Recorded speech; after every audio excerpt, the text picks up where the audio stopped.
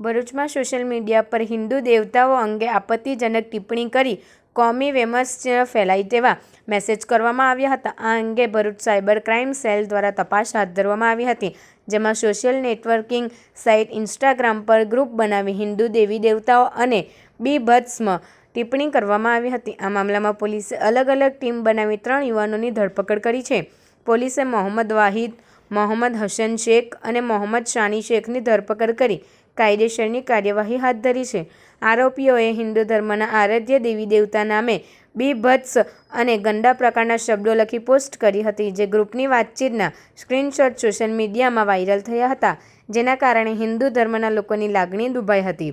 પોલીસે આરોપીઓ વિરુદ્ધ આઈટી એક્ટની વિવિધ કલમો હેઠળ ગુનો નોંધી કાયદેસરની કાર્યવાહી હાથ ધરી છે.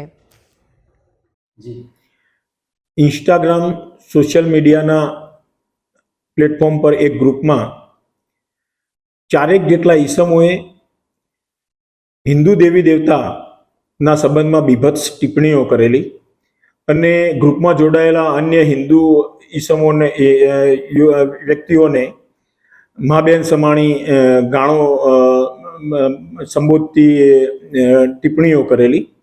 તો એ અનુસંધાને ગઈકાલે સાયબર ક્રાઇમ પોલીસ સ્ટેશનમાં ફરિયાદ હકીકત આપતા કોમી વૈમનસ્ય ફેલાય એવી પ્રવૃત્તિ કરવા સબબ 4 ઈસમોના વિરુદ્ધમાં ગુનો રજીસ્ટર કરવામાં આવેલો છે. અને તે અનુસંધાને સાયબર ક્રાઇમના પીઆઈ શ્રીએ તપાસ કરતા એમાં પુરાવા મળતા 4 પૈકી 3 આરોપીઓ જે છે એમની ગુનાના કામે ધરપકડ કરવામાં આવેલી છે. આ જે 3 આરોપીઓની ધરપકડ કરવામાં આવેલી છે, ત્રણેય ભરૂચ શહેરના રહેવાસી છે. એમાં એકનું નામ છે મોહમ્મદ વાહિદ સાજિદ હુસેન, બીજો એક આરોપી જે છે એ છે મોહમ્મદ હસન સુહેલ બાબા શેખ, અને ત્રીજો એક આરોપી જે છે પકડાયેલો છે એ મિર્ઝા મોહમ્મદ સાની મોહમ્મદ યુસુફ શેખ.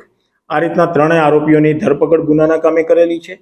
આવું કરવા પાછળનો એમનો આશય શું હતો અને આવું કરવા માટે એમને કોઈએ પ્રેર્યા છે કે કેમ, એ સંબંધમાં એમની ઝીણવટપૂર્વક પૂછપરછ કરવા માટે આજે આરોપીઓને નામદાર કોર્ટમાં રજૂ કરી એમના રિમાન્ડ મેળવવા માટેની કાર્યવાહી હાથ ધરવામાં